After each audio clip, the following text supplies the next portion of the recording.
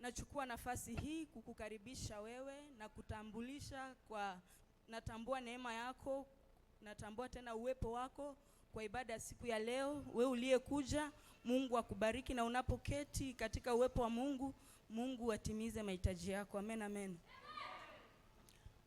Kanisa letu linaitwa The Mountain of Prayers Nayo Center, na vision ya church yetu ni Raising the Disciple for Christ, na tuko chini ya uongozi ya watumishi wa Mungu, Papa Bishop Dr. Georges Maloba pamoja na Mama Prophetess Astrid Namunda. Wapi makofi na shangwe kwa ajili ya watumishi wa Mungu? Makofi na shangwe.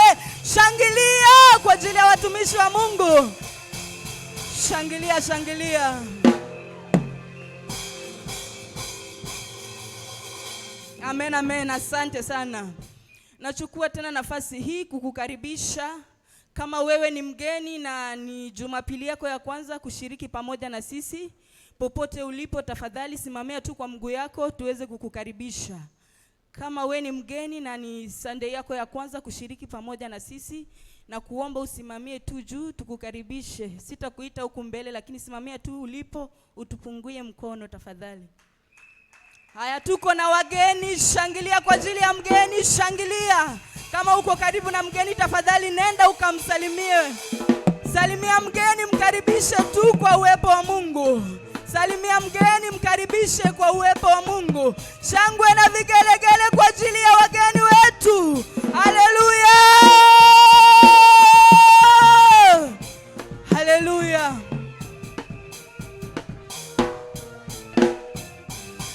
Mgeni wetu umekaribishwa sana, na baada ya ibada usiwe mwepesi wa kuondoka tafadhali. Tutahitaji tu dakika yako kidogo tu, alafu Mungu atakubariki. Amen, amen. Pia tunakumbushwa ya kwamba wale ambao wako kwa klasi ya ubatizo, tafadhali baada ya service msiwe wepesi wa kuondoka, mtaona papa kwa ajili ya maelekezo zaidi. Amen, amen. Pia nachukua nafasi hii kuwaletea programu ya wiki. On Wednesday kuanzia 5 p.m. mpaka 7 p.m. tuko na ibada hapa ya maombezi.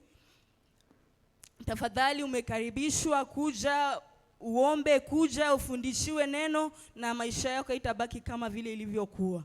Na siku ya Friday pia kuanzia 5 p.m. mpaka 7 p.m. tuko na ibada ya deliverance service. Tuko na maombi ya ufungulifu, ukombozi mahali hapa. Tafadhali kuja kwa ajili ya kujiombea, kuja kwa ajili ya kuombewa, kuja ufunguliwe, kuja ili uweze kuona milango kwa maisha yako. Amen, amen. Na bila kusahau siku ya Sunday pia ibada yetu inaanza hapa 10 a.m. Tafadhali tunaomba uweze kukuja mapema. Kuwa ule mtu wa kukuja asubuhi, kwa sababu kila ibada iko na neema yake. Amen. Unapokuja asubuhi, unaanza kujiandaa mapema, Mungu atakushughulikia. Usikuwe ule mtu wa kuchelewa. Amen, amen. Kwa sababu kila maelekezo ama kila mipangilio ambayo iko hapa iko na ufungulifu, kuanzia maombi asubuhi, kuanzia maabudu na sifa, pia pale Mungu bado anafanya kitu. Amen, amen. Kwa hiyo ujifunze kuja mapema ili uweze kuona mkono wa Mungu kwa maisha yako. Bwana Yesu asifiwe sana. ningependa kukuambia kwamba on Wednesday na Friday tuko na maombi mahali hapa. Usikuwe ule mtu wa kukuja tu Sunday. Na hata Sunday pia ukikuja bado tuko kwa distraction. Amen. Kuja katikati ya wiki uombe. Biblia inatuambia ya kwamba Ana ili aweze kupata Samueli alidumu katika maombi. Amen, amen. Samueli hakupatikana kwa rahisi, lakini ilibidi ile jinsi alivyokuwa anajitolea kwenda kwa maombi, kwenda kanisani. Biblia inasema kwamba alikuwa anaenda hekalu. Amen, amen. Kutafuta uso wa Mungu. Kwa hiyo jinsi unajitolea ile bidii yako kutafuta Mungu, na hivyo ndio Mungu anakufungulia milango. Amen.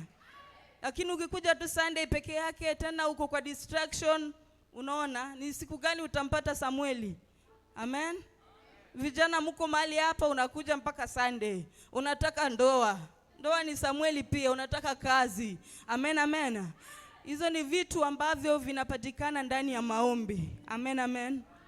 Na Mungu atakubariki. Ni wakati mwingine tena ambayo naenda kumkaribisha mtumishi wa Mungu. Amen, amen.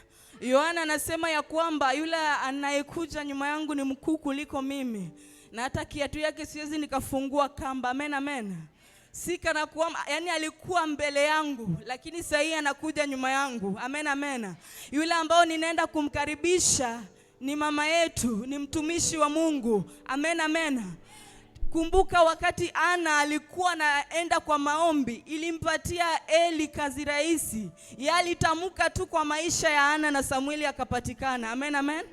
Kwa hiyo jinsi wewe unajiandaa, hivyo ndivyo Mungu anaenda kukushughulikia. Kwa hiyo wakati naenda kumkaribisha mtumishi wa Mungu, tafadhali simamia juu kwa miguu yako, simamia juu, ushangilie, piga shangwe na vigelegele tunapomkaribisha, na sio mwingine ni mama yetu, mama Prophetess Asri Namunda. Wapi shangwe na vigelegele?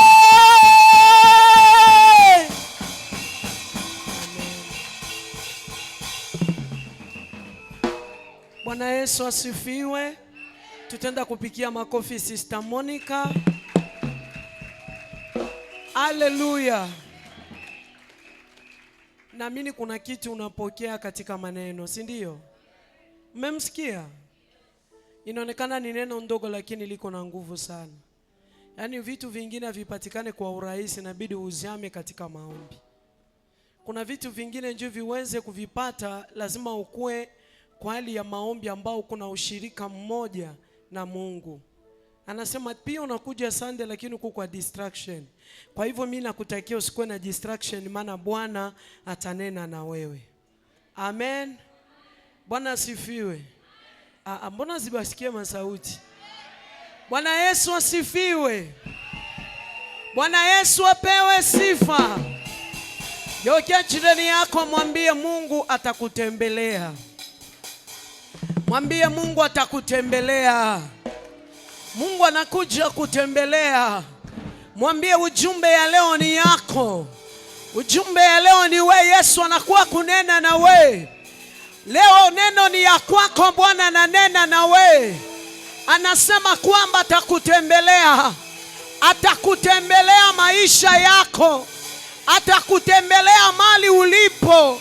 Anajua maini yako. Yes. Unajua moyo wako. Amen. Unajua nini unachohitaji. Amen. Mwambie leo ni siku yako. Yes. Mwambie Yesu atakutembelea. Amen. Mwambie naamini atakutembelea.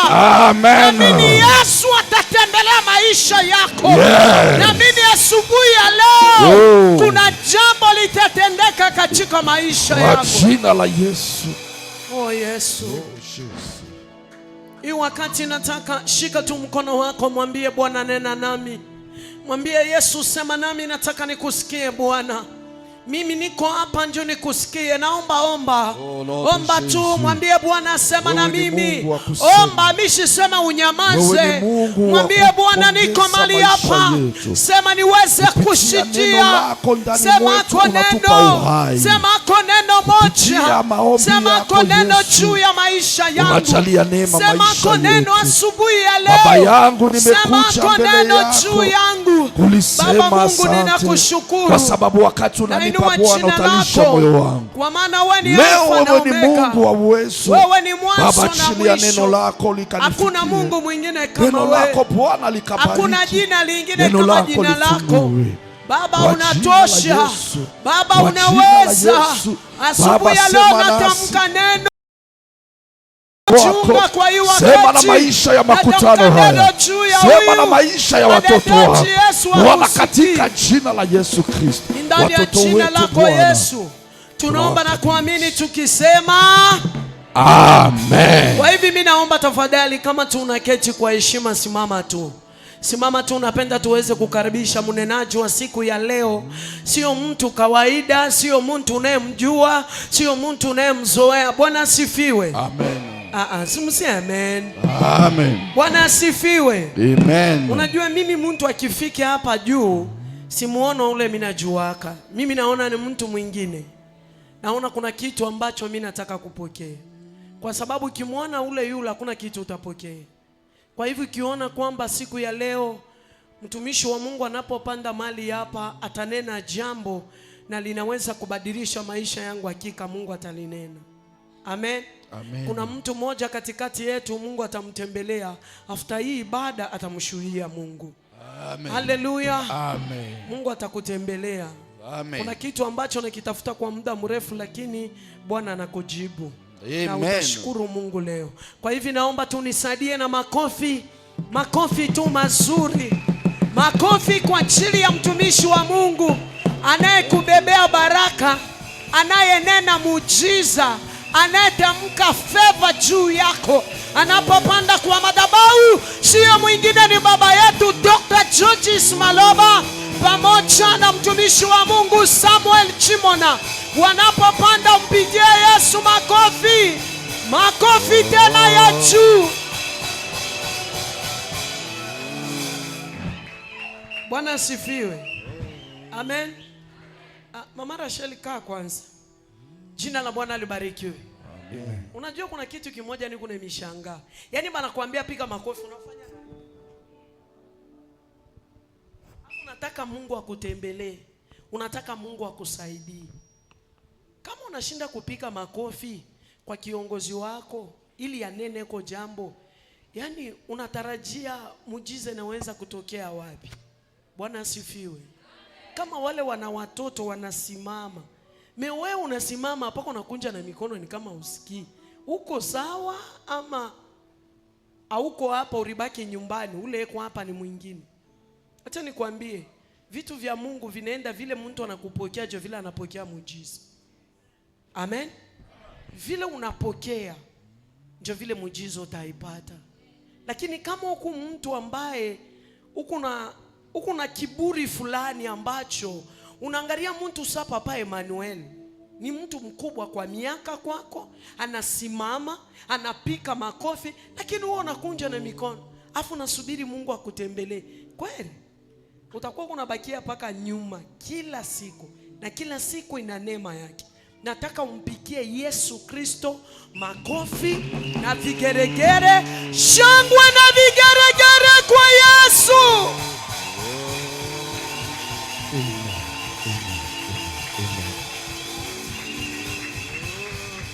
Shangilia Bwana.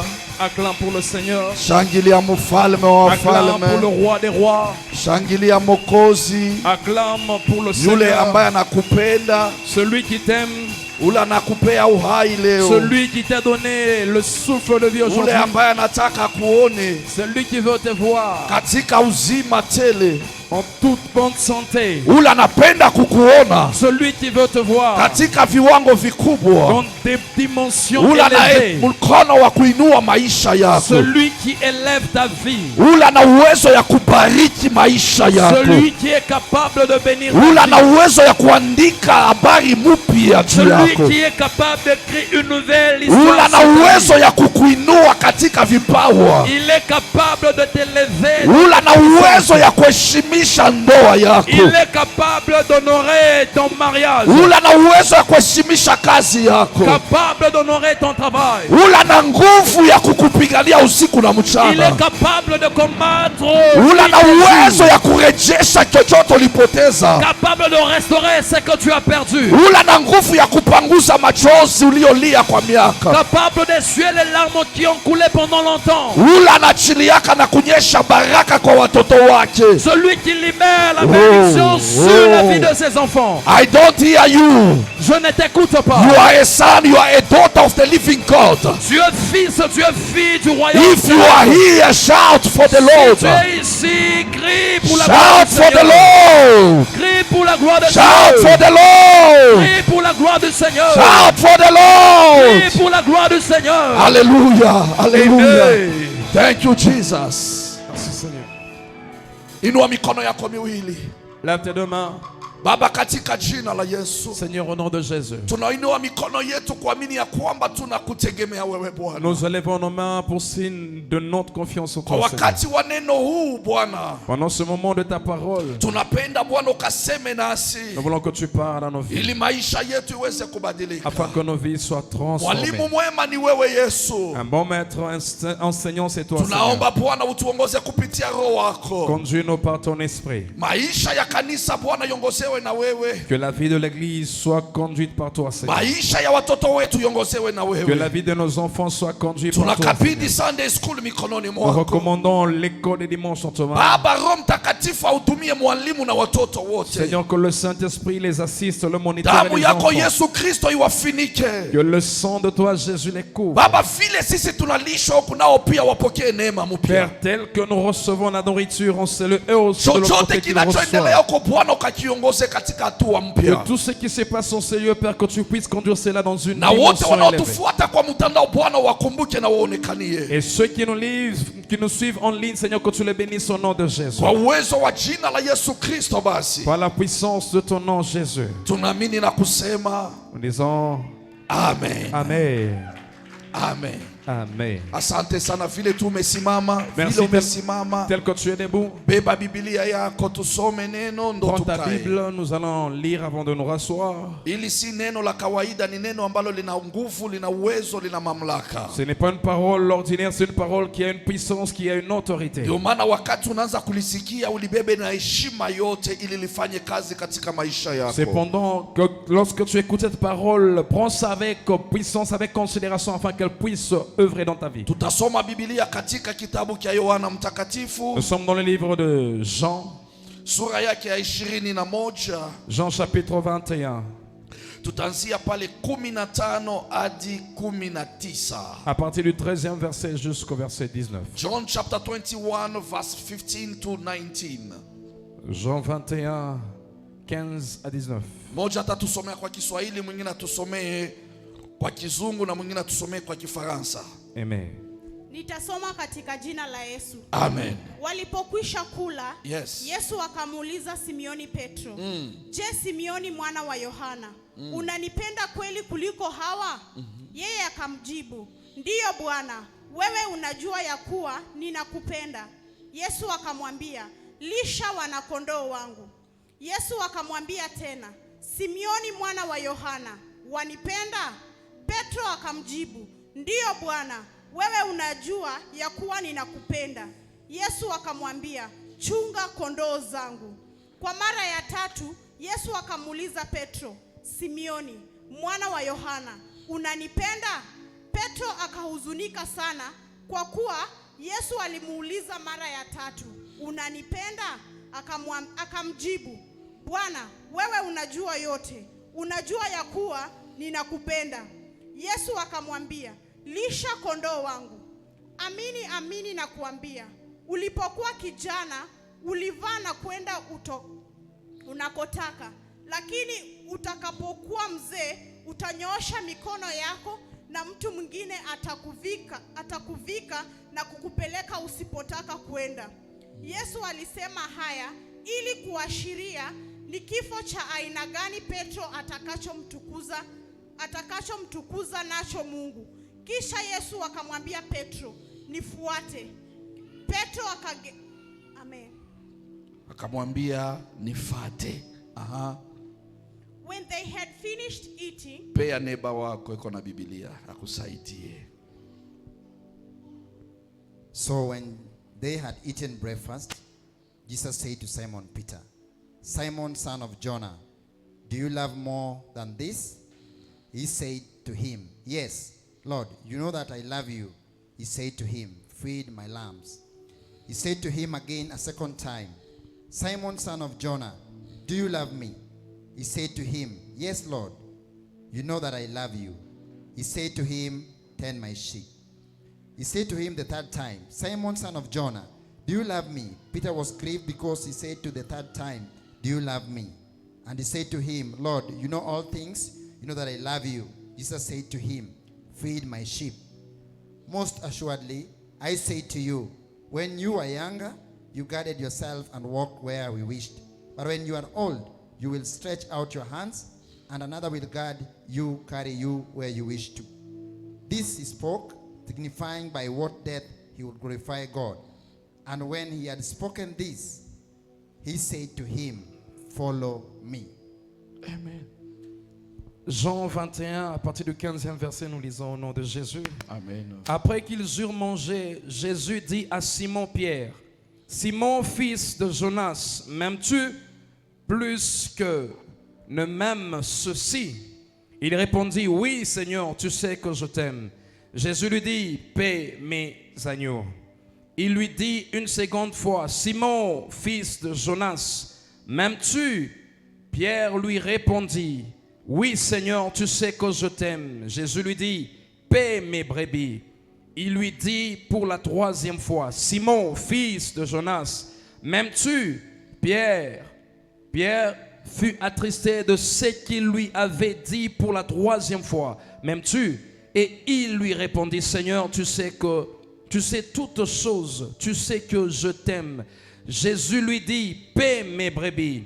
En vérité, je te le dis, quand tu étais plus jeune, tu t'es saigné toi-même et tu allais où tu voulais. Mais quand tu seras vieux, tu étendras tes mains et un autre te ceindra et te mènera où tu ne voudras pas.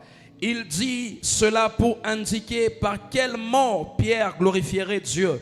Et ayant ainsi parlé, il lui dit, suis-moi. Pierre s'étant retrouvé, vit venir après eux les disciples que Jésus aimait, celui qui pendant le souper s'était penché sur la poitrine de Jésus. Il avait dit, Seigneur, qui est celui qui te livre? Ushapita. Asante. Asante sana, tutaketi. Amen.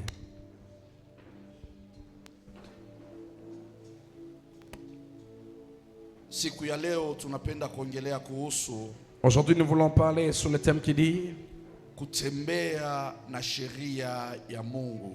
marcher avec les lois ou les instructions de Dieu. Walking in the statutes of God. Marcher dans les voies de Dieu. Kabla tujaingia deep na hii topic, Avant d'entrer en profondeur avec ce message, tunasoma kitabu ambacho tunasikia neno likituambia nous venons de lire la Bible, le message ou la parole qui nous dit Yesu kuna vile alimwangalia Peter, Jésus, à la manière dont il avait regardé Pierre, akaweza kunena naye one on one. il avait parlé à sa vie face à face. Tulisema ya kwamba wakati Yesu alifufuka, On s'était dit ici, lorsque Jésus était ressuscité, kuna watu wengi waliumia, wanafunzi waliumia. il y a des gens qui avaient mal, il y a des disciples qui avaient mal. Alirudi akaanza tena kuwasubutisha na kuwatia moyo, Il était rentré, il les encourageait davantage en les affermissant. kuwarejesha katika maeneo ambayo waliweza kufaa kukaa. Il le ramenait au lieu où il devait être. Walipoona ya kwamba kumbi yuko hai, wakarudi. Quand ils avaient vu qu'il était en vie, ils étaient rentrés. Waliporudi akawatokea tena akawaambia, Et quand ils étaient rentrés, il les avait apparus pour une amani seconde fois. iwe nanyi. Il a dit que la paix soit avec Mimi vous. ndo huyo, alama ndo hizo. Je suis le Christ, voici les signes. Aliendelea kunena nao, aliwaambia mimi kuja kwangu duniani Il continue à parler, il a dit, lorsque je suis venu dans le monde, nilikuja ili nitimize yale Baba alinipea nilete. je suis venu accomplir ce que le Père m'a envoyé faire. Aliwafundisha wote, kila mtu alipata sehemu ya mafunzo ambayo Yesu aliweza kuleta kwa taifa. Il les avait tous enseignés, chacun avait reçu la part des enseignements que Jésus avait apportés aux nations. Na nia ya kuwapea mafundisho ilikuwa ni ili wao pia waweze kufikia kiwango ya kwenda kufundisha wengine na kutimiza kazi ya Yesu. Et le but de les donner ces instructions, enseignements, c'était pour qu'ils arrivent à un niveau afin que eux aussi aillent enseigner aux autres afin qu'ils deviennent nos disciples de Na Jésus. mshukuru Mungu kwa sababu ile kazi wao walifanya Je bénis Dieu parce que l'œuvre que eux avaient fait inaweza kutufikia pia sisi leo. peut aussi nous atteindre aujourd'hui. Na wewe kesho lazima ikufikie na uweze kutimiza. Et toi aussi demain ça va t'arriver afin que tu Ndio puisses maana accomplir. nataka niongee na wewe pia one on one. C'est pourquoi j'aimerais aussi te parler face à face. Kama vile Yesu alinena na Peter. Comme Jésus avait parlé à Pierre, Biblia inasema ya kwamba la Bible nous dit ceci. akamuuliza Peter, Il lui a demandé, Pierre, mwana fils, huyu Simon, fils Simon, mwana wa Yona, fils de Jonas, anamuuliza kweli unanipenda? il lui a demandé, réellement m'aimes-tu? Peter akamjibu, Pierre a répondu, ndiyo Bwana, ninakupenda. oui Seigneur, je t'aime. Wakati alimjibu hiyo swali, Lorsqu'il avait répondu à la question, Biblia ikatuambia kwamba akamwambia la Bible dit qu'il lui a dit, mara ya kwanza, pour la première fois, lisha wana wa kondoo. il a dit, paie mes agneaux. Lisha wa nani? Paie mes agneaux. Hakumwambia lisha kondoo, Il n'a pas dit paie les brebis. lisha wana kondoo. Il a dit paie mes agneaux. Hiyo ndo kitu ya kwanza. C'était la première des choses. Wakati anamwambia ya pili, Lorsqu'il lui a dit pour la seconde fois, Simoni mwana wa Yona, Simon, fils de Jean, unanipenda? m'aimes-tu? Kwa nini ya kwanza alimuuliza unanipenda? La première fois, il avait demandé s'il lui aimait. Ya pili anamuuliza tena unanipenda? Et la deuxième fois, il a reposé la question, m'aimes-tu? Kama unanipenda, Il dit, si tu m'aimes, chunga kondoo. paie mes brebis. Ya tatu akamuuliza, Et pour la troisième fois, il lui a Simon, encore reposé la question. unanipenda? Il dit, Simon, m'aimes-tu? kama unanipenda, Si tu m'aimes, lisha kondoo. paie mes brebis. Napenda nifuate vizuri. J'aimerais que tu me suives attentivement. Aina bure Mungu Yesu alikuwa na repeat. Ce n'était pas pour rien que Jésus était en train de répéter Wakati cette question. alimuita Peter, Lorsqu'il avait appelé Pierre, akamwambia lisha wana kondoo. il lui a dit, paie mes agneaux. Utaona katika hiki kiwango Tu verras que dans cette dimension, wakiambia mtu alishe quand on demande à une personne de paître ou de ni nourrir, kumaanisha apeane chakula cela veut dire de donner la nourriture. na apeye wakina nani. Et qu'il puisse donner à qui? Hatua ya kwanza wanasema apeye wana kondoo. La première des dimensions, on demande qu'il donne aux agneaux. Hii ni hatua ya kuleta neno kwa wale ambayo ni wageni, new La- believers. C'est la dimension de donner la nourriture à ceux qui sont encore étrangers, les Wale nouveaux weko convertis. bado wachanga katika okovu. Ceux qui sont encore nouveaux convertis dans le Hawa salut ndo sont encore kule Mungu bébés. Yesu anamutuma Peter akawalishe wale pia. C'est auprès de ces gens où Jésus envoie Pierre. Na ya pili anawaambia wende ukalishe ukachunge kondoo. Et deuxièmement, il lui demande d'aller prendre soin des brebis. Wakati anasema ukachunge kondoo, Et quand il lui dit d'aller prendre soin des ni brebis, kumaanisha ya kwamba wende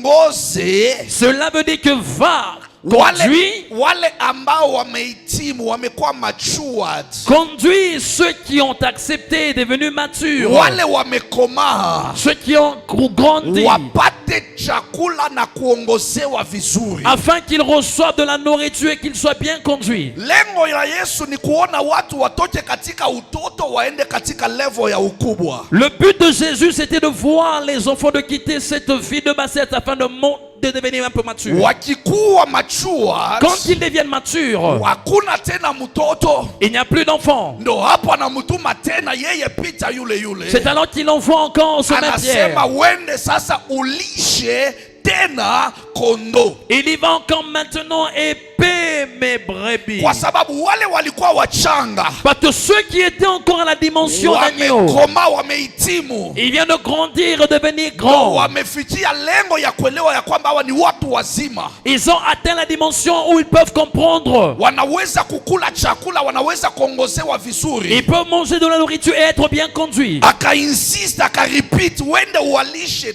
tena a chakula. insisté, il a répété en disant que va et paie mes brebis. So Mungu anapenda sisi zote tufikie kimo Alors Jésus veut afin que tous nous puissions atteindre la dimension. ambacho kitatusaidia kuendeleza neno lake. La dimension qui nous permettra à faire avancer l'évangile. Ile siku tulisema, alimwambia Jeremiah, Ce jour-là, on a dit qu'il a dit à Jérémie, usiseme mimi ni mtoto mdogo, ne dis pas que je suis encore un enfant. nilikuchagua bado ungali tumboni mwa mama yako, Je t'ai choisi pendant que tu étais encore dans le na ventre de ta mère. nikakuweka kuwa nabii wa mataifa. Et je t'ai placé prophète des nations. Kote utaenda mitakupea neno. Partout tu seras, je te donnerai la parole. I will command you. Je te commanderai. Kokote uende upeleane yale ambayo nitasema. Partout tu iras, va donner ce que je te donne. So you have to reach a status Tu dois atteindre une dimension où ambayo Mungu atakutrust na neno lake, Dieu doit te faire confiance avec sa parole. ili uweze kufikisha kula na kutuma. Que tu puisses l'amener où il t'envoie. Musa anasema mimi sijui kuongea, Et Moïse dit, je ne sais pas parler. anamwambia do not worry. Il dit, ne t'en fais pas. Nani aliumba kinwa? Qui a créé la bouche? Mimi tu ndakuwekea hata Aruni hapo, C'est moi qui placerai Aaron à tes côtés. ataweza kunena na wewe, Il parlera à ta place. atafikiza mijumbe ambayo nimeleta kwako. Il donnera le message que j'ai mis en toi. Leo nimesema tutembee na sheria ya Mungu, Aujourd'hui, je dis que marchons dans les voies ou les instructions de Dieu. walking in the status of God. Marcher dans les voies ou les instructions de Dieu. Kwa sababu gani? Kwa sababu Mungu anapenda aone watu wamehitimu. Pourquoi? Parce que Dieu veut voir des personnes croître, devenir matures. Pita ili wamtume akaseme, Pierre, pour qu'on l'envoie les parler, walimhesabu ya kwamba eko machua, on a compté comme si une personne qui était amefikia mature, level ya kucommunicate na wamwelewe. une personne ayant atteint l'âge de communiquer et être compris. Ndo maana wa upendo ambayo Yesu anamwambia hapa, C'est pourquoi l'amour dont Jésus est en train de lui dire, iko upendo mara mbili. c'est l'amour dans deux dimensions. Kuna upendo ambayo inaitwa agapao, Il y a l'amour qu'on appelle l'amour ni agapé. upendo ya Mwenyezi Mungu. C'est l'amour de Dieu.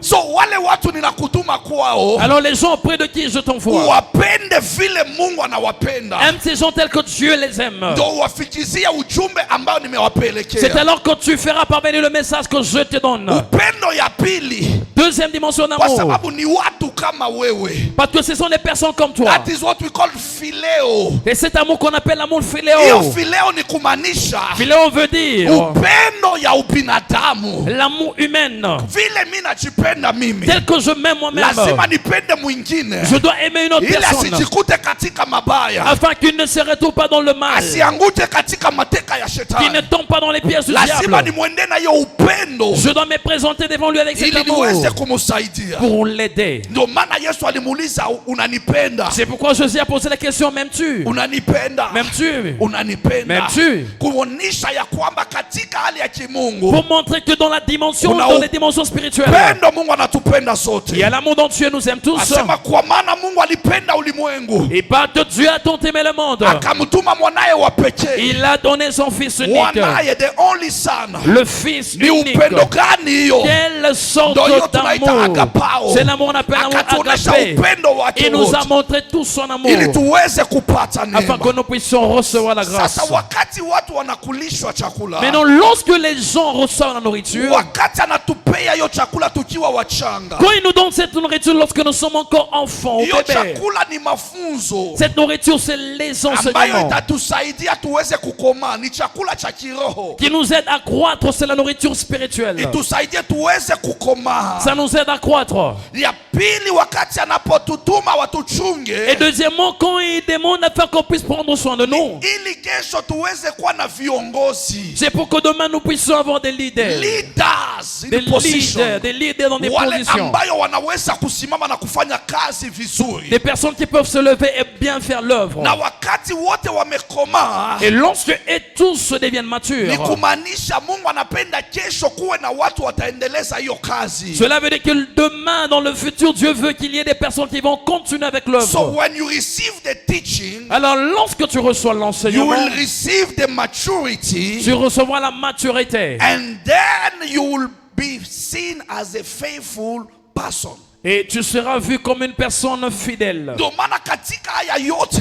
C'est pourquoi dans toutes ces choses, uweze kuelewa kwamba there is a direction, que tu puisses comprendre qu'il y a des directives. there is a protection ya Il Mungu, y a la protection de Dieu. and there is a divine authority Et il y a l'autorité divine. ambayo Mungu anapenda kazi yake iendelee. Où Dieu veut que son œuvre puisse continuer. Sasa utatembeaje na sheria ya Mungu? Alors comment est-ce que tu marcheras avec les lois de Dieu? Hiyo sheria ni gani? Quelle est cette loi? Unajua hata tukiongea kwa Swahili tunachanganya vitu. Tu sais, même lorsqu'on parle en Swahili, on mélange deux fois les But choses. leo tutajaribu kuweka tofauti tushike. Maintenant, aujourd'hui, on essaiera de mettre un peu la différence afin Kwa de bien sababu wakati retenir. tunaongelea sheria, Parce que quand on parle de la loi, kuna mambo ine ambayo tu distinguish. il y a 4 choses à faire la différence ou à distinguer. Utusomee 2 Kings chapter 17. On va nous lire dans 2 Rois 17, Verse 37. 2 Rois 17, 37. Nitasoma katika jina la Yesu. Amen. 2 Kings 17:37. Imewapasa daima kuwa waangalifu kutunza hukumu na maagizo, sheria na amri alizomwandikia. Msiabudu miungu mingine. Amen. Rudilia kwanza.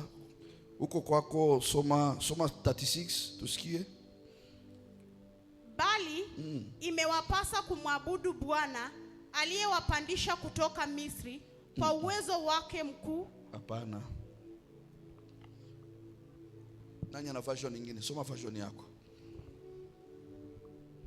2 Kings 17 2 Kings 17 verse 37. And the statutes, the ordinances, the law, Pole pole, and the statutes, number 1 andika statutes. Observe. Les statuts. Ya pili, the ordinances, ordinances. Number 3, the law, the law. Number 4, and the commandment which he wrote for you.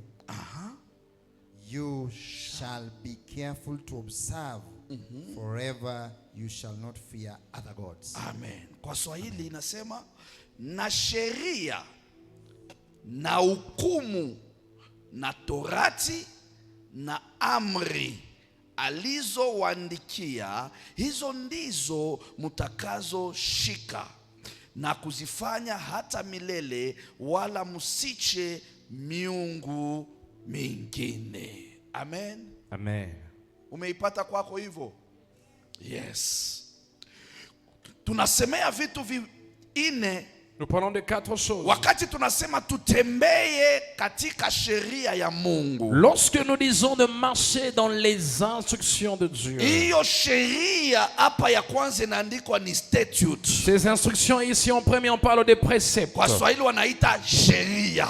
En Swahili, on appelle ça loi. Ya pili wanasema ordinances. Et 2, on parle des Kwa ordonnances. Swahili inaitwa hukumu. Et en Swahili, on parle de la condamnation. Ya tatu inaitwa law 3, on parle de la loi. ambayo inaandikwa kuwa torati. On parle du torrent. Na commandments Et 4, le commandement, ambayo inaitwa amri. qui est le commandement. Tuko pamoja hapo? Sommes-nous ensemble? Sasa wakati tunakuja leo, Alors, lorsque nous venons aujourd'hui, Peter anatumwa ambie watu Pierre est envoyé afin de parler aux gens, wakomaye ili waweze kufikia kuendeleza kazi ya Mungu. qu'ils deviennent matures afin d'atteindre une dimension et peuvent continuer avec l'œuvre de Dieu. Hawezi kuendeleza kazi ya Mungu kama aujue sheria ya Mungu. Tu ne peux pas faire avancer l'œuvre de Dieu si tu ne connais pas les lois ou la loi de Dieu. Hautafanya kazi ya Mungu kama aushike amri za Mungu. Tu ne peux pas retenir ou servir Dieu si tu ne retiens pas ses commandements. Hawezi kuendeleza kazi ya Mungu kama autii sheria ama amri za Mungu. Tu ne peux pas faire avancer si tu n'obéis pas à la loi ou au commandement de Dieu. Ndo maana wakati tunaanza kuona kama hiyo sheria ya number 1, C'est pourquoi lorsque nous voyons en premier les préceptes, for us it is a divine principle. pour nous ce sont les principes divins. It is a decree. Ce sont les principes divins, les décrets. Agizo ambayo Les décrets inapewa qu'on donne à une personne ambayo iko inapita usikilivu hata ya mwanadamu. qui surpasse même la compréhension ou l'entendement de l'homme. Behind our understanding. C'est au-delà de notre Mungu compréhension. analeta agizo, hakuna wa kuipinga. Dieu donne des instructions où personne ne peut se lever Kama comme ça. yeye anaamua na inafaa ifanyike jinsi ilivyosemekana. S'il décide, il le dit et cela doit être fait comme cela est écrit. Na hapo haihitaji any explanation.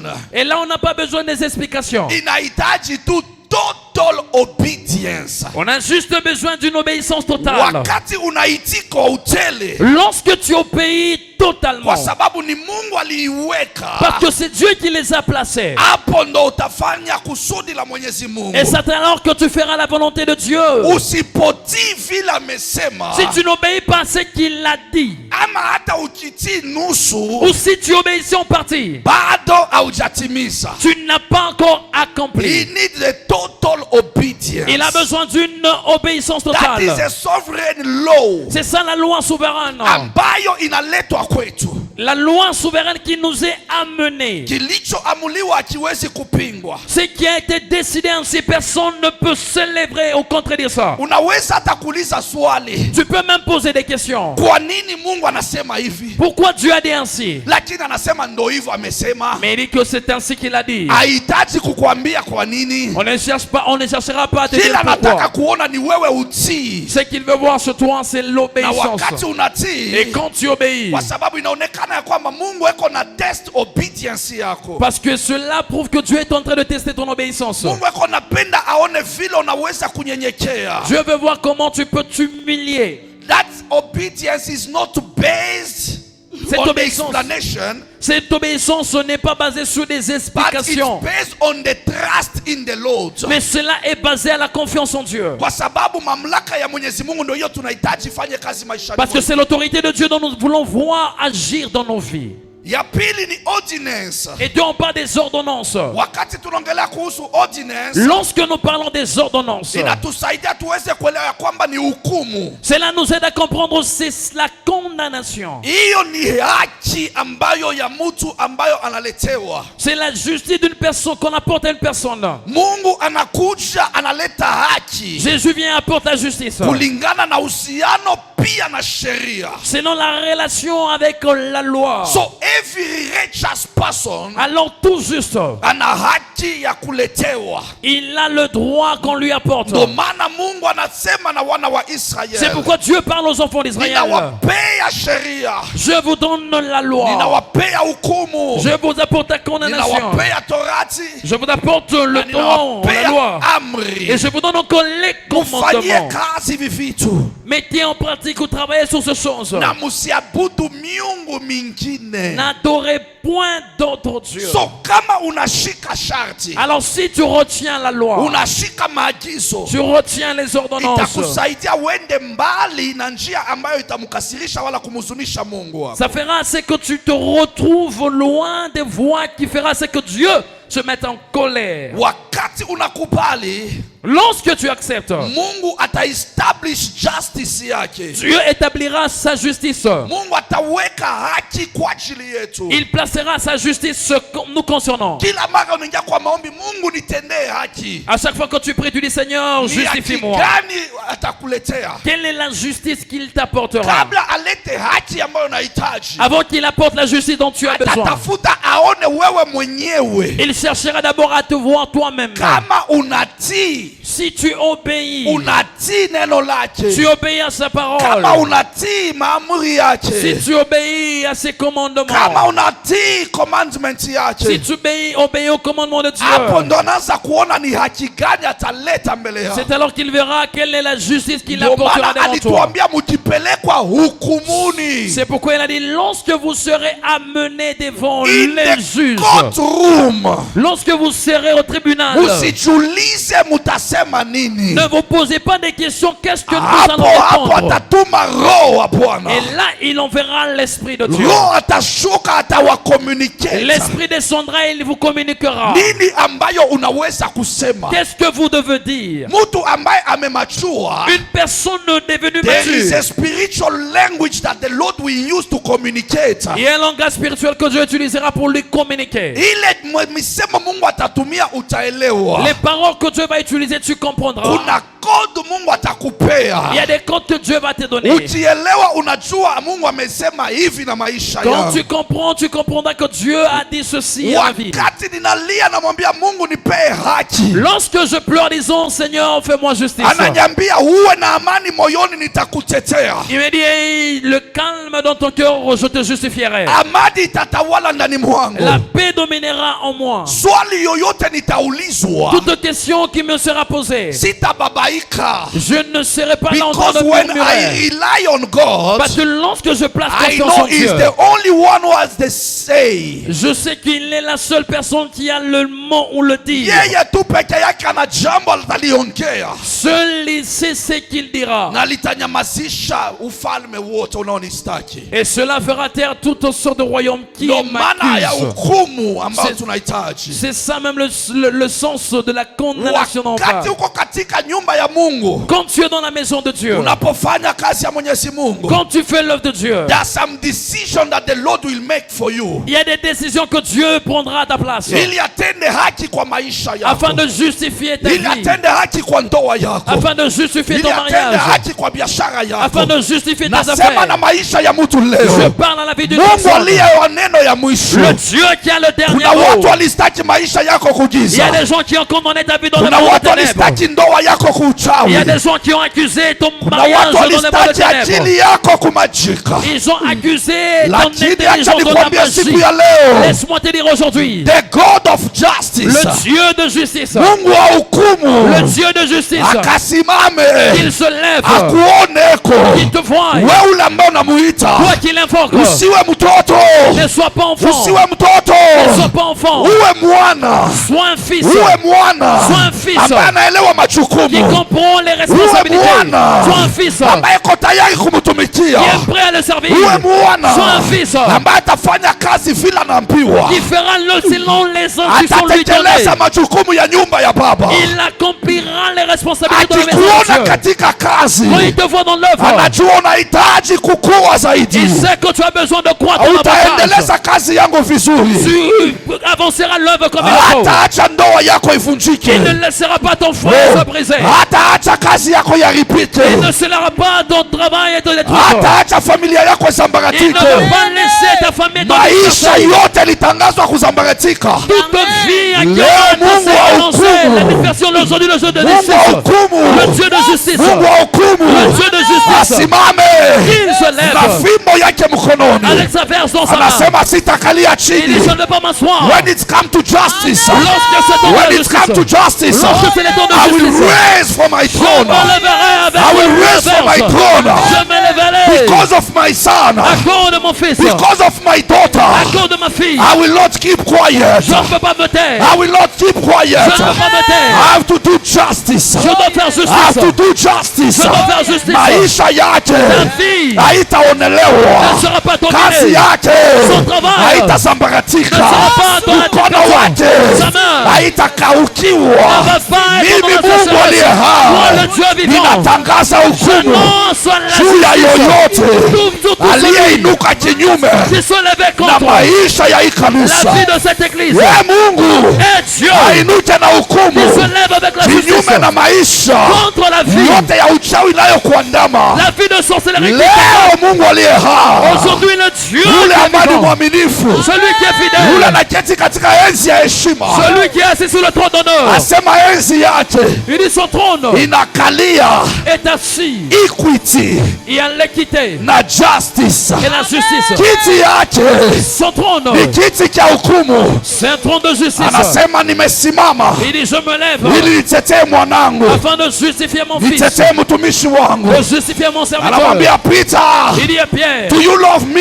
est-ce que tu m'aimes? Do you love me? M'aimes-tu? When you are a young person, Lorsque tu étais encore you enfant, will go wherever you want. tu allais où tu veux. When I've chosen you, Quand je t'ai choisi, you have to understand that. tu dois comprendre You que have to surrender yourself tu dois to t'abandonner, do my will. faire ma And volonté. we do my will. Et faire ma You will volonté. glorify the kingdom of my Father. Tu glorifieras le royaume de Do mon not Père. fear. Ne crains pas. Do not fear. Ne crains pas. Those who will kill the flesh. Ceux qui tuent la chair. Do not Ne fear. crains pas. Those who will kill your flesh. Ceux qui peuvent tuer la chair. Speak the truth to nations. Dis la vérité aux nations. Speak the truth to nations. Dis la vérité aux What I nations. want is people to be saved. Ce que je veux, c'est le salut What I du want peuple. is people to be delivered. Je veux, c'est la délivrance du peuple. Ni manafsi ngapi tenda kwa baba? Combien d'âmes iront vers le Ni peuple? manafsi ngapi takombolewa? Combien d'âmes seront sauvées? Wewe ukisimama uhubiri, Aujourd'hui, si tu te ni lèves à wangapi prêcher, watacha ulevi? combien vont abandonner Ni la vie wangapi d'ivresse? watacha usharati? Combien vont abandonner Ni la wangapi publicité? watacha? Combien vont abandonner cette vie qui n'est pas bonne? Amen.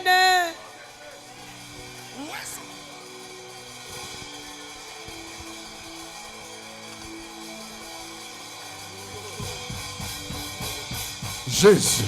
Pigia Yesu makofi. Est-ce que tu peux acclamer pour le Pigia Seigneur? Yesu makofi. Est-ce que tu peux acclamer pour He, Dieu? he will never fail you. Il ne fera jamais que tu es When sûr. it comes to justice, Quand c'est le temps de he justice, will never forsake you. il ne t'abandonnera pas. Because he knows Parce qu'il sait, you need him. tu as besoin de lui. You need him. Tu as besoin de lui. The more you need him, Plus tu as besoin de lui, do your best fais de ton to mieux stand at the position de te mettre en position. that he will see you. Il te verra. That justice Et la justice belongs to you.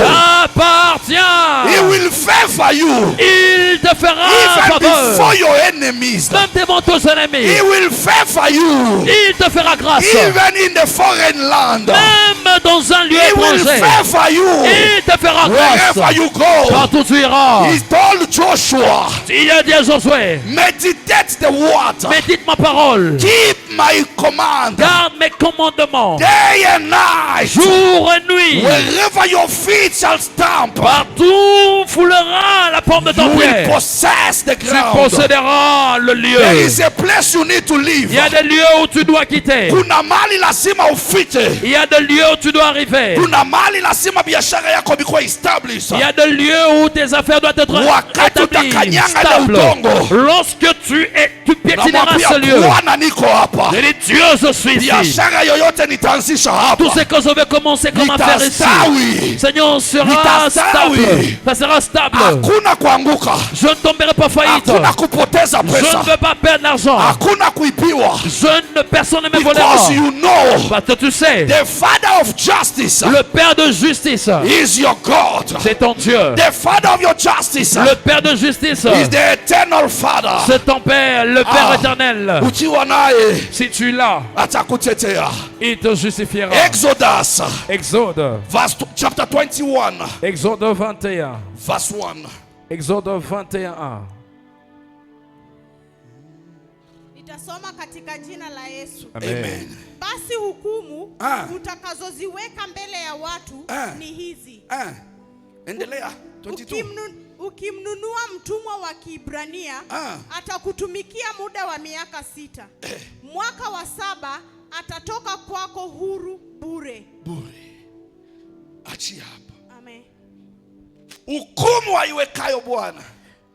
Que la loi que l'Éternel te présentera. Soma.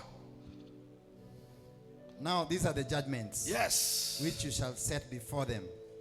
If you buy a Hebrew servant, he shall serve 6 years, and in the 7th year he shall go out free, paying nothing. Amen. Mtumwa wa Kiebrania Il dit un esclave hébreu. Mungu wa Waebrania Le Dieu des Juifs ou des Hébreux, anatoa judgment. il a donné la justice ou l'ordre. Ukiwa na mtumwa wa Kiebrania Si tu achètes un esclave hébreu, atakutumikia kwa hiyo miaka, il servira pendant 6 ans. na after hapo Mais après ataenda cela, zake free. il sortira libre. Mungu anakujua, Dieu te connaît. Mungu anajua wapi umefungwa, Dieu sait où est-ce que tu es lié. Mungu anajua ni kamba ya aina gani walikufunga nayo. Il sait quels sont les types de liens avec lesquels on t'a Mungu lié. anajua misemo walisema katika hiyo madhabahu ya giza. Il connaît les paroles qui ont été prononcées sur cet autel de Mungu ténèbres. anajua kale kasufuria ka ushago waliweka jina yako. Il connaît cette petite casserole du village où on a Mungu placé ton nom. anajua damu ile walimwaga juu wafunge maisha Il yako. connaît le sang qui a été versé afin de lier Mungu ta vie. anajua mazingira ile walitumia juu wakuweke katika prison. Il connaît l'environnement utilisé pour te placer en prison. Walikutumia mapepo juu ukae katika maisha ambayo haitampendeza Bwana. On a envoyé des esprits afin que tu te retrouves dans une vie qui ne plaira pas à Dieu. Walikurushia majini ili maisha ya ulevi usiache. On t'a envoyé des esprits afin que tu n'abandonnes pas la vie Yote ile ni d'ivrognerie. kukuweka katika captivity. Tout cela pour te placer en captivité. Nilisema Friday ya kwamba dhambi Le vendredi, j'avais dit Ni que le power. péché, c'est une puissance. not just an act. Pas seulement un acte. Ni power. C'est une puissance. Na tunapoongelea power, Et lorsqu'on parle de puissance, Paulo alisema katika hii mwili ambayo inayokufa, Paul l'a dit dans cette chair qui est mortelle, sheria ya dhambi iko, il y a aussi la loi du péché. lakini sitakubali Mais je n'accepterai niwe pas mtumwa wa dhambi. que je puisse être esclave du It's up péché. to you. Cela dépendra de There is toi. a time and season Il y a le temps, il y a la saison that the Lord has set before you. que l'Éternel t'a envoyé. Kama Waebrania waliwawekea miaka 6, Si les Hébreux en avaient placé 6 ans, Mungu atangaze leo que tu annonces ni aujourd'hui, muda gani wewe utakaa hivyo. combien de temps tu Mungu resteras tel que tu aseme ko es? leo Que Dieu parle ni aujourd'hui. muda gani ya mateso yako itaisha. Jusqu'à quand ta souffrance prendra fin? Mpaka lini utaendelea kuwipa? Jusqu'à quand tu continueras à Mpaka pleurer? lini utaendelea kuhangaika? Jusqu'à quand tu seras errant? Mpaka lini utaendelea kulia? Jusqu'à quand tu continueras à pleurer? Walikutoa kwenye kiti ya heshima, On t'a enlevé sur cette chaise d'honneur. wakakuketisha kwenye matope, On t'a fait asseoir dans la boue. walikutoa katika njia ya wokovu, On t'a enlevé dans les voies du wakakuweka salut. katika maisha ya kujiuza. On t'a mis dans la vie où tu t'es prostitué. Leo Mungu atangaze, Aujourd'hui que Dieu annonce, atangaze, qu'il annonce, atangaze. qu'il annonce. Mungu anasema kwa maandiko Dieu yake, a dit par sa parole, nitafanya masemo ya watumishi wangu je ferai des paroles de mes serviteurs kuwa ndimi za moto. être de flammes de Kumbi feu. leo naomba kibali Alors aujourd'hui je demande, machoni pa Seigneur, Mwenyezi Mungu, la faveur devant les yeux de leo Dieu yote aliye hapa à tout celui qui est ici. ambaye giza litangaza maovu na mabaya, Là où le ténèbre a annoncé la maison, c'est mimi le mal. natangaza baraka ikufitie, Je proclame la bénédiction qui est ta natangaza tête. kazi yako ikukujie kwa speed, Je proclame que tu reçoives ndoa le travail yako avec ikukujie vitesse. kwa haraka, Le mariage que te parvienne milango ya rapidement. biashara Que ifunguke les na portes des ipanuke, affaires s'ouvrent au nom de neema Jésus. yako Que ta ijulikane, grâce puisse être connue. mataifa Que wakuone, les nations te voient. mageti ya mataifa ifunguke juu Que les yako, portes des nations s'ouvrent devant kokote toi. watasikia sauti Partout yako, on écoutera ta voix. kokote watakutangaza, Partout on t'annoncera. kokote watasema kuhusu Partout sifa on yako, parlera de ton curriculum. kibali kikufuate, Que la faveur te kibali suive. kikufuate, Que la faveur te suive. kibali kikufuate. Que la faveur te suive. Tend my lambs, Marche dans les pieds de Dieu. tend my lambs, Seigneur, étends mes pieds.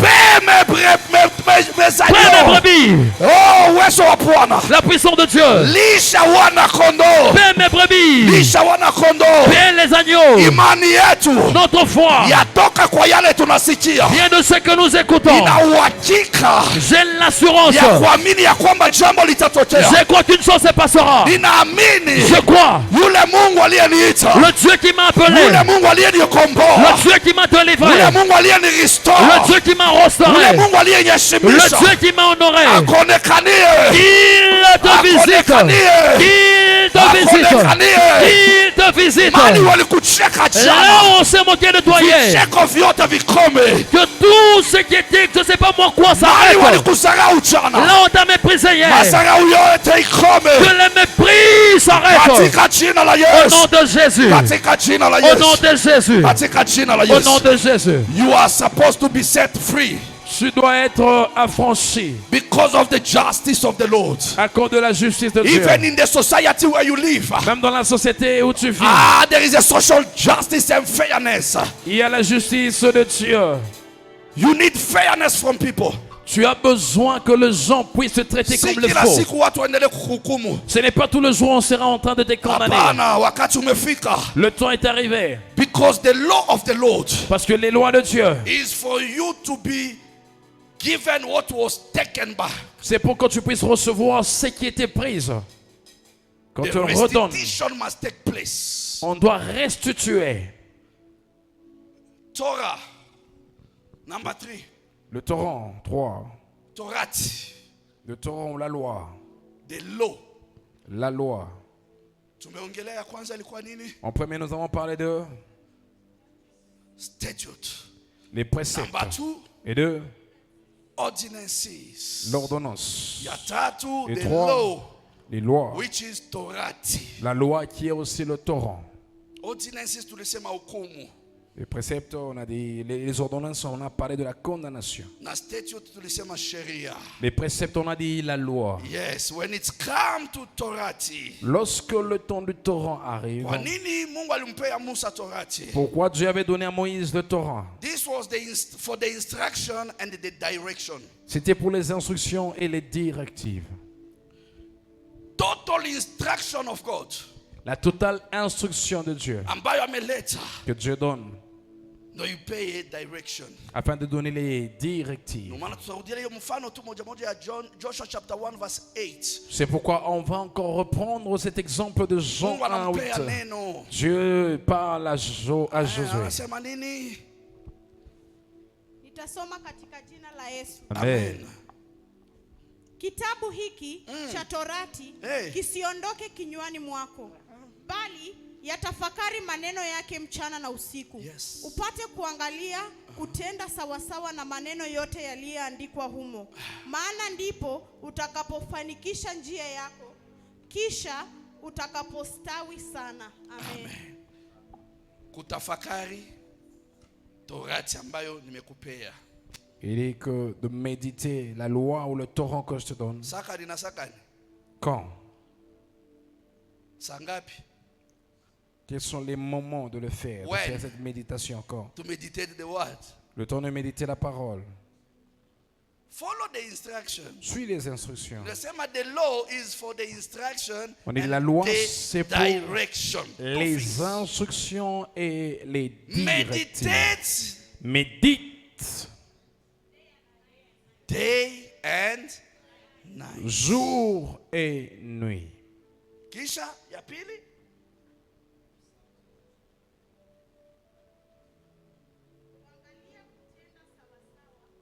tenda sawasawa na ni vilivyo andikwa. Agis fidèlement selon qu'il est écrit. Nani aliandika? Ni Qui est Musa. écrit, c'est Moïse. Ni maandishi ya Mungu. Ce sont les paroles de Dieu. Akamwagiza Musa. Il lui a donné Moïse comme Ndio maana instruction. nilisema agizo ni nini? C'est pourquoi j'ai dit les préceptes, c'est quoi? Les instructions, c'est quoi? Statute. C'est les préceptes. Ile ya kwanza ni agizo. Le premier, c'est les Mungu préceptes. anamwagiza Musa. Dieu donne les Kwa instructions à sababu si Moïse. ya Musa ni ya Mungu. Parce que cela n'est pas de Moïse, mais c'est de Dieu. Andika. Écrit. Na nilisema agizo hakuna ule anaweza kulipinga. Et j'ai dit, personne ne peut se lever Kwa contre sababu ni les instructions, Mungu les mwenyewe préceptes de Dieu. anaamurisha. Parce This que is c'est a lui decree. seul, Dieu, qui donne Fanya cette vile décision. imeandikwa. C'est le décret tel que cela est écrit. Ndiposa ufanye nini? C'est alors qu'il fera quoi? Maana ndipo utakapoifanikisha njia yako. Utakapoifanyikisha njia Il cite alors que tu auras du succès dans Wanasema tes njia ya Mungu ama entreprises. njia yako. On a parlé des voies de Dieu ou les voies de l'homme. So Ou wewe tes ndo voies, toi. unahitaji njia, Mungu hahitaji njia. C'est toi qui as besoin de ces voies ou ces entreprises, mais c'est pas Ili Dieu. uone mlango ya hiyo kazi ifunguke. Pour que tu vois la porte de ce travail qu'elle Fuata s'ouvre, vile imeandikwa. suis ce qui est écrit. Na ukifanyia kazi vile Et imesemekana. quand tu mets en pratique ou tu fais selon qu'il est écrit, Na Mungu anafanya nini? et qu'est-ce que tu feras Dieu?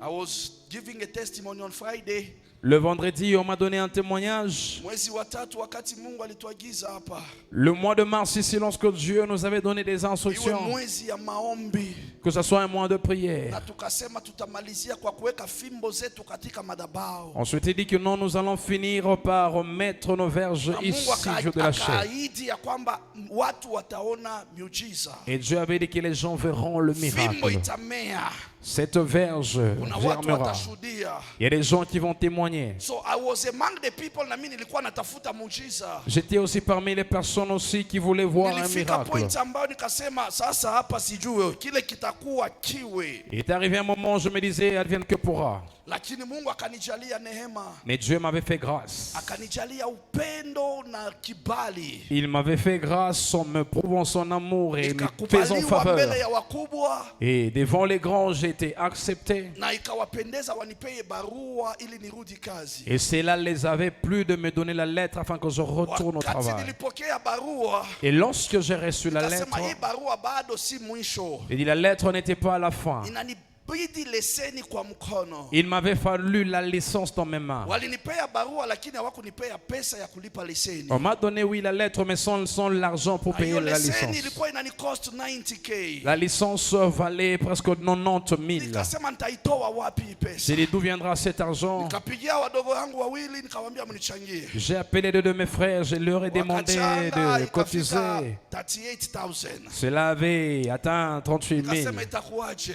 Mais comment cela va se passer? Nikitoka na gari imeharibika. Et lorsque je sortais avec la voiture était tombée en panne. Fundi asema 15k. Et pour réparer, le réparateur ou le Nami mécanicien nahitaji dit gari ndo 15 nimove 000. vizuri. Et je voulais cette voiture pour retourner. 15 inaenda. 15 000 je donnais. Inatoka kwa mechanic ikirudi. Et après que cela qui était chez les mécaniciens en Only rentrant, 2 days after. 2 jours après, Kuna mambo haiko sawa. il y a des choses qui ne marchent pas. Nikarudisha kanyangalia kaangalia. Je retournais, il a regardé. Anasema basi hiki tunahitaji kitu fulani tununue. Il a dit ici on doit payer ceci. Itahitaji 6k. On aura besoin de 6 000. Pesa inaenda. L'argent est encore parti.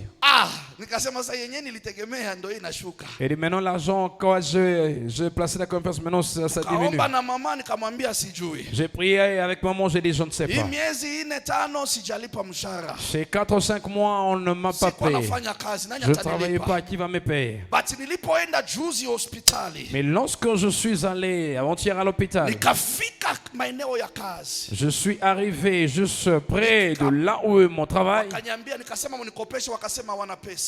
Je leur ai demandé de me donner un crédit, ils m'ont dit qu'il n'y a pas d'argent. Nikasema Mungu asante, unisaidie tu, unakuwa muujiza. Et le Seigneur, aide-moi, un des miracles. The next day nikaenda tena huko. Le jour suivant, je suis encore allé là. Wakaniambia HR kaniambia nimeona kunaingia pesa kidogo, HR ametulipa. Celui, Charles m'a dit que non, on nous a payé un peu d'argent. Je ferai le tout que tu puisses avoir cet argent parce qu'on a besoin de toi ici.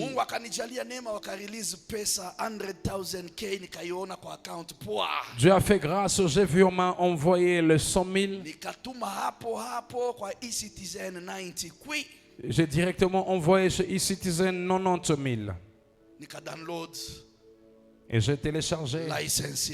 J'ai téléchargé ma licence. Et lorsque j'ai reçu, j'ai dit merci Seigneur. La prière du mois de mars. Ce que tu avais dit, c'est ça, je viens de recevoir. Alors tel que je viens de recevoir, je viens encore d'avoir la force. Parce qu'il y a plusieurs personnes que tu vas encore fortifier, tu vas laisser lever. Tel que tu vas agir dans ma vie, tu agiras encore dans la vie de quelqu'un d'autre. Comme il avait envoyé Pierre, il paie mes brebis. Paie mes brebis. Et moi aujourd'hui, j'ai cette force kushuhudia de me lever ya et de kwamba ule témoigner Mungu aliniokoa que le Dieu qui m'a sauvé, akanitoa tena il chini m'a enlevé na de là en kunirudisha bas. katika kiti cha kazi. Il m'a restauré au travail. Hata wewe Même toi également. una uwezekano inakuja Il y a la possibilité. ambayo itakutoa pale huko On va t'enlever où tu es ikupeleke katika level ya et juu, t'amener dans des dimensions kwa sababu élevées. maagizo ya Mungu Parce leo, que les instructions de Dieu He is aujourd'hui, the living God il est le Dieu who vivant. makes things possible for us. Celui qui fait des choses possibles That pour will nous. be a direct order. Cela sera une A ordonnance direct directe. order. L'ordre direct. Akikuona unatii Quand ils te vont obéir à la loi, ukitii instructions si tu obéis les instructions na ufuate direction et anakuwekea, tu suis les directives qu'il a placées devant, acha watu wakuhesabie masiku, laisse que les gens comptent des jours. acha watu wakuhesabie miaka, Laisse que les gens comptent des jours. acha watu wakuangalie mbele na nyuma, Qu'ils comptent des années, qu'ils regardent ta vie. uambie I don't care. Dis-leur, je m'en fous. What I believe, Ça en quoi je I crois. have a father J'ai un père. who is the Lord Il est le Dieu, of time and season, le Seigneur de temps et des saisons. Mungu wa nyakati na majira. Le Dieu de temps et des saisons. Akisema yes, Quand il dit oui, hakuna wa kupinga. personne ne le contredit. Akisema yes, S'il dit oui, hakuna wa kukataa. personne ne dit non. Walikatalia wote On a refusé aux autres. up to now, Jusqu'à but maintenant, by the mercy of the Lord, par la miséricorde de Dieu, kwa sababu sijui parce que je ne sais pas. agizo yake kwa wafalme, Je ne sais pas ces ordonnances achilia afanye kazi. qu'il libère afin que je Kibali travaille. kikaja, Accepte la I faveur don't say venue. ni akili yangu, Je ne dis pas que c'est mon I can't intelligence. say ni nguvu yangu. Je ne peux pas dire que c'est ma force. Maombi mbele ya Mungu La prière devant Dieu, katika mulima wake, à sa montagne, à lui. unapiga unasema God, Tu t'agenouilles, tu dis Seigneur, ninashuka wewe je onekane, m'abandonne afin que tu montes. ujitukuse, Glorifie-toi. jina lako Que liheshimike, ton nom puisse être honoré. hata kwa ajili ya kazi yako. Même pour ton œuvre. Ni wewe uliniweka hapa C'est toi qui m'as placé ici. nikutumikie. Que je te serve. Naomba Je leo te prie aujourd'hui. jibu kwa ajili ya huyu dada, Réponds pour la sœur. naomba jibu kwa ajili ya huyu Réponds kaka, pour ce frère. naomba jibu kwa ajili ya huyu Réponds baba. pour ce papa. Baba, inua, Seigneur, élève. inua. Élève. Unasema kutoka mavumbini Tu dis de la poussière. utatoa watu katika ufukara, Tu élèveras des gens de la pauvreté. utawaketisha na viti vya Tu les wakubwa. feras asseoir avec des grands. Baba, agizo ya leo, Seigneur, les instructions that is d'aujourd'hui, the commandment. ce sont les A commandements. command is an order. Le commandement est un A ordre. command is an order. Le commandement est un Ile ordre. ambayo Mungu atatuma. C'est lui que Dieu enverra. When an order is given, Lorsque l'ordre est donné, it has clear instructions. ça a des instructions claires et nettes. Mungu atume malaika Que Dieu envoie l'ange. ambao watakuwa na jibu. Les anges seront des réponses. Jibu yako hawataideviate. Ta réponse ne sera pas défiée. Mungu atume malaika kufikia. Que Dieu envoie l'ange qui t'atteigne. Elijah alipokea mkate yake, Élie a reçu le pain. Élie, alipokea nyama yake, il a reçu le pain, la viande. wakunguru ambayo Mungu alituma. Le corbeau que Dieu avait envoyé. Ingawa watu wanapendaga ile position yako, Bien que les gens aiment ta position. ingawa watu wanatamani cheo yako, Bien que des gens envient ta position. Mungu hataruhusu mwingine aingie pale. Dieu ne permettra pas qu'une autre personne entre. Ataharakisha malaika washughulikie kesi Il yako. enverra en précipitation les anges pour prendre soin de ton cas. Kote kule walikupeleka juu ya kuhangaisha usilipwe. Partout où on t'a mené afin de te faire troubler afin qu'on ne te paye pas. CV yako kote walificha chini ya meza. Ton CV partout elle a été caché. God will send a command. Dieu enverra les commandements. When he send a command, there is no negotiation. Quand il envoie les commandements, il n'y a pas de négociation. Hakuna wa kunegotiate na Bwana. Personne ne négociera avec Dieu. Juu ya kazi yako hakuna negotiation. Sur ton travail, il n'y aura pas de Juu ya négociation. ndoa yako liibiwa hakuna negotiation. Concernant ton mariage volé, il n'y aura pas de Juu ya négociation. biashara yako lianguka hakuna negotiation. Tes affaires qui ont été tombées faillites, il n'y aura pas de négociation. Ah, Eh, huyo Mungu, c'est Dieu ici. huyo Mungu C'est Dieu ici. akisema Quand il parle, anasema. il parle. Wewe usiendelee kulia. Toi ne continue pas à I faire. told you a mature believer Je t'ai dit qu'un fidèle si croyant tena mature, kupigana, no. ce n'est pas le temps de se Ni battre, non. kuamurisha. Se décider, ordonner, kucommand, commander les choses. because anasema juu ya ulimi wako Parce qu'il dit que sur ta langue, nimekupa mamlaka. je place l'autorité. The mamlaka given, L'autorité donnée. whatever you speak, Tout ce que tu dis ou déclares, mbingu itaifanyia kazi. le ciel travaillera sur ça. Funguo mikononi mwako kama Les clés Peter. dans ta main. Mulango yote ilifungiwa, Toutes les portes qui étaient fermées, ifunguke leo. qui s'ouvrent Ah, aujourd'hui. simamia kwa miguu Tiens-toi yako, debout, simamia kwa miguu tiens-toi yako, debout, tiens-toi debout. simamia kwa miguu yako. Tiens-toi debout. Ai.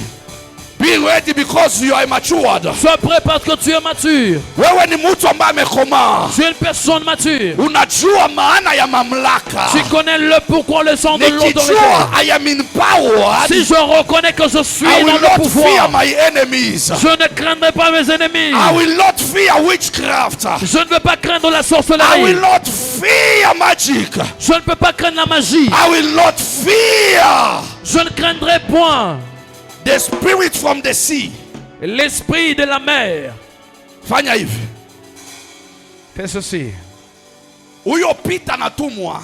Le Pierre qui est envoyé.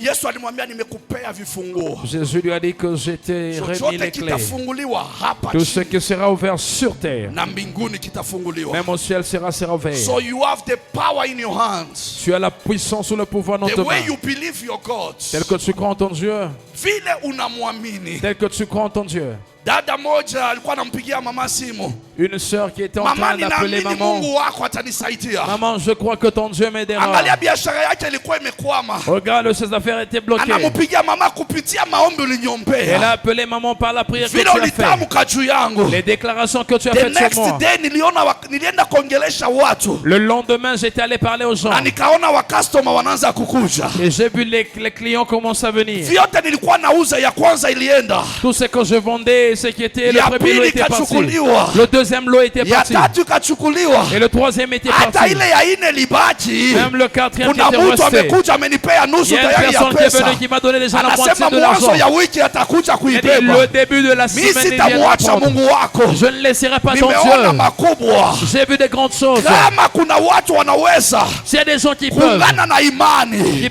s'attacher à la you foi, will keep the value of this house. tu prendras ou garderas la foi When de you cette maison. obey the instructions, Quand tu obéiras aux when you instructions, abide to the vision, quand tu t'attaches à la vision, when you raise quand tu te lèves and do the work that the Lord has assigned you for, et tu fais ce que Dieu t'a demandé de faire. funga macho yako, Ferme tes yeux. ona uwezo wa Mwenyezi Mungu, Vois la grandeur de Dieu. ona uwezo wa Mwenyezi Mungu Vois la puissance de Dieu ambaye kuna kuinua. qui est en train de te Uko lever. namwambia Bwana, Dis à Dieu, inua mkono yako ya kulia tu, lève ta main droite. inua mkono yako ya kulia. Lève ta main droite. Uko nafunga macho akimwambia Bwana, Ferme tes yeux et dis à Dieu, I am here, je suis ici. I am your own, Je t'appartiens. I am your own. Je t'appartiens. Use me, Lord. Utilise-moi, Seigneur. Use me, Father. Utilise-moi, Père. By the Par power la puissance. conferred to me, La puissance qui m'a I été stand conférée. in this place Je me tiens, Dieu, de and I cette place. command Et je commande every spiritual captivity toute captivité spirituelle. to be cut off. Oui, cette brise. Every spiritual captivity Toute captivité spirituelle. out, Quitte. out. Quitte. Anza kufungua. Commence à ouvrir. Fungua. Ouvre. Na mulango kwa imani Ouvre fungua. la porte. Ile Ouvre. kifungue kwa mikononi mwako, fungua La clé mlango. dans ta main, ouvre. Kila kifungo Ouvre. kiachie maisha yako. Ouvre. Que ta vie Kila soit kifungo libérée. Que ta vie soit kiachie libérée. maisha yako. Au nom de Jésus. Sikiliza, Écoute, ni mambo ya imani. c'est un problème de foi. Wakati mtu anafungwa, Lorsqu'une personne est liée, consequences ni nini? c'est quoi les conséquences? Spiritual captivity, La captivité spirituelle, the loss of identity. la perte d'identité. Hautajulikana tena wapi uko. Tu ne seras plus connu où And est there où is tu a es. generational bondage. Il y a des blocages ou des vallées générationnelles. Utabaki milele kwa bondage. Tu seras éternellement dans cette Ndio vallée. maana nimekwambia hii pointi tatu. C'est pourquoi je te dis les trois Mwambie points. Mungu niko nafungua. Dis à Dieu, j'ai la clé, j'ouvre. Every every spiritual captivity kwa maisha yangu. Tout esprit de captivité dans ma Nafungua vie. mlango nitoke huru. J'ouvre la porte afin que je sois Every libre. identity that was lost, Toute identité perdue ianze kurejea katika jina la soit Yesu. restaurée au nom de Every Jésus. generational bondage, Toute génération de leo famille. ni mwisho. Aujourd'hui c'est la Anza fin. kupiga makofi yako Commence sasa. à claquer ta main. Anza kupiga makofi Claque yako de main, claque de main, Anza claque de main, claque de kutangaza. main, claque de main, annonce. kwa uwezo wa Mwenyezi Bwana, Par la puissance de Dieu. Mungu wa nguvu na mamlaka, Le Dieu de force et achilie d'autorité. mamlaka yake, Qui libère son achilie nguvu autorité. yake, Qui libère sa force. ikomboe maisha yako. Il délivre ta vie. Chochote kilifunga, Ce qui était Baba lié kifunguke leo. et soit ouvert aujourd'hui. Whatever was Au denied, nom de Jésus. Lord, be released Au nom de now. Jésus. Whatever was taken from us, leo Bwana achilia kifunguke. Identity ya watoto wako ambayo ilikuwa misused, ambayo walikuwa nayo wanaiweka kwa confusion, leo Bwana ninaomba reverse the curse, reverse the curse, reverse the curse. Every generational bondage ambayo iliwaweka chini, leo Bwana, you said the cross was the transition. Leo Bwana, I want them to transit from the generational bondage to generational blessings. Leo Mungu wa uwezo, watoto ni wao, pesa ni yao, biashara ni yao, makazi ni yao, mandoa ya stability ni yao, huduma ya stability ni yao. Baba nawaombea, hakuna magonjwa ya miaka, hakuna utumwa wa miaka, hakuna kukosewa kazi kila siku. Leo Mungu nasema juu yao, natangaza juu ya kila mmoja, neema yako Bwana. Tutaendelea kuchunga amri zako, tutaendelea kuchunga sheria zako, tutaendelea kuchunga hukumu yako Bwana, na tutaendelea kuweka torati katika mioyo. Baba, tunapoifanyia kazi kila siku, utukumbuke, utuwezeshe na utubariki. Baba, ninaamini siku ya leo kuna wingu wazi kwa ajili ya maisha ya mtu mmoja hapa. Baba, umonekanie baada ya hii service Yesu, baada ya hii service Bwana, fanya muujiza, fanya muujiza. Baba, tunaamini yote utaifanya kwa upendo wako kwetu, katika jina la Yesu Kristo. Tunamshangilia Mwokozi, tunapiga makofi, tunapiga makofi na vikelekele. You are the son, you are the daughter of the living God. Tu es fils, tu es fille du Dieu vivant. He is your father. Il est ton He Père. has heard you. Il t'a écouté. He has agreed with you Il est en accord avec toi. that atakutendea Qu'il agira kulingana na hukumu yake. selon sa grandeur. Atafanya kazi Il fera l'œuvre kupitia sheria aliyoiweka. selon les lois placées. Atakuhudumia Il va te servir katika instruction dans alikupea, les instructions qu'il t'a données. na atamurisha Et il l'ordonnera kusini magharibi, de gauche à droite, de l'est à baraka l'ouest. yake kufuate Que sa bénédiction te ila suive siku ya maisha tous yako, les jours de ta vie. katika jina la Au Yesu. nom de Jésus. Angalia jirani yako, mwambie, Regarde ton voisin et dis-lui, linda neno la Mungu ndani mwako, garde la parole de Dieu en toi. ulifanyie kazi kila siku, Et travaille sur ça tous les jours, mets ça en pratique. na ukiendelea kuomba, Et continue à prier. milango itafunguka mbele yako, Les portes s'ouvriront devant toi. katika jina la Yesu Au nom de Kristo. Jésus. Amen. Amen. Beba sadaka yako, Prends ton offrande.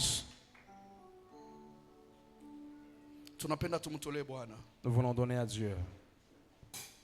Kama ulikuwa na taiti yako, Si tu as porté ta dîme, kuna bahasha iko mbele yako. il y a des enveloppes.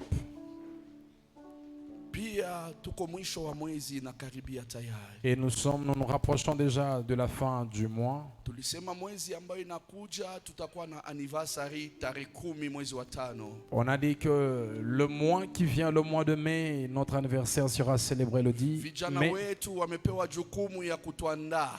Nos jeunes ont la responsabilité de préparer. Na tulisema kila department tuunge mkono kwa michango ili tuweze kufanikisha hiyo siku iwe successful. On a dit que chaque département puisse donner quelque chose afin que ce jour soit une réussite. Usinyamaze, uendelee kutoa, kuna baki N'hésitez wiki pas, mbili. continuez à donner, il nous reste 2 semaines. Na tulisema hiyo siku tutakuwa pia tukicelebrate na wale watabatiziwa. Et on s'est également dit que ce jour-là, il y aura également la célébration de ceux qui seront tunapomaliza saa hizi baptisés. wale wote wa ubatizo tukutane kwa ofisi. Pendant que nous serons en train de finir notre culte aujourd'hui, que tous ceux enregistrés pour le baptême, Na nous allons tuweze nous retrouver kuendelea na mafunzo au yetu. bureau et pour continuer avec nos Najua enseignements. kuna kazi mama anaenda kufanya by 3 p.m. Je sais qu'il y a ce que maman elle ira faire à 15 heures. Kuna watu ambayo wanamshindikiza, Il y a des gens qui l'accompagneront. wengine weko kwa baptism class. Certains aussi sont dans la classe de baptême. Tutakuwa na mafunzo yetu 30 minutes only. Et notre enseignement prendra rien Ili que 30 tuwape minutes nafasi kila mtu aweze kwenda kuhudhuria kwa hiyo kazi. afin qu'ils aient le temps d'accompagner notre maman. Mama aliweza kuanza kazi kule Kariobangi Elle a commencé le séminaire là du côté de Kariobangi, kwa Bishop Laodiskas na Reverend Priscilla. chez le bishop Laodiskas et maman Tunawazoea Priscilla. wanakujanga kila mara, tunawajua wengi wetu. Ils viennent souvent ici, la majorité nous les So hiyo connaissons. kazi ilianza Friday Alors ce travail a commencé depuis le vendredi jana na leo ndo inaenda hier kumalizia. et ça prendra fin aujourd'hui. Kama kule watu weko najitolea wanakuja paka jioni, Alors si là les gens viennent même le soir, na sisi lazima tuamuke na tukomae tena. et nous Haleluya. aussi nous devons nous lever et Watupate devenir tuko encore mbele battus. kabisa. Qu'on nous trouve déjà avancés. Sasa kuja na sadaka yako, simama Alors tu. tu viens avec ton offrande, lève-toi avec ton Simama offrande. tu. God bless you as you come. Motema na ngai etondi na bolingo mobala ndandanga na kunda naleli mobimba God bless you as you come. Karibu. mobali Yesu amemi Unaposimama na kazi ya Mungu, kwa chochote Mungu alikupea, chakula, mavazi, unga, pesa, simama na kanisa ya Mungu. Mungu akubariki sana na kupanulia mipaka. Asante wetu Mungu. Asante Jehova. Mikono ya watoto wako isikaukiwe. Panua mipaka ya mapato. Baba, wote wana moyo ya kusimama na kazi yako. Baba, kwa ajili ya malipo ya rent mali yako, naombea Bwana yoyote ambaye anayesimama na kazi yako. Bwana, panua mipaka kwa utukufu wa jina la Yesu. Baba, kumbuka mjakazi wako kula anapoenda kwa kazi. Yesu Baba, tuma malaika wamtangulie, na wote ataenda na wao Bwana, wakaozungukwe na moto yako, na kazi yako ikatendeke kwa ushuhuda kubwa, kwa jina la Yesu Kristo. Baba, asante kwa kuanza nasi na kumaliza nasi. Tunakabidhi mafunzo mikononi mwako na watu wako Bwana. Baba, nachukua nafasi kuombea watoto wote, kwa sababu kesho wanaporudi shule, Mungu nawafinika na damu yako. Malaika wako Bwana akawalinde. Baba, katika hii tamu inaanza tena, naomba wewe Mungu kasaidie wazazi, ukawawezeshe na kuwafungulia njia ya mapato. Mungu, bariki watoto na akili, fanya tofauti na wana wa hii kanisa. Baba, shuhudia maisha yako ndani mwao. Baba, kaendelee kuheshimisha kila familia mali hapa. Asante Bwana kwa sababu ya wazazi hawa, utawawezesha na kuwapa nguvu ya kutosha katika jina la Yesu. Bwana, tunapotoka mali hapa, utuongoze na utubariki kwa jina la Yesu Kristo. Wiki yote twaileta kwako Baba, tunasema ni asante. Amen. Amen. Amen. Haleluya. Haleluya. Amen. Mungu awabariki sana wote wa mafunzo. Tukutane kwa ofisi yangu, na hiyo tarehe 10 mwezi wa ngapi? Wa 5. Amen.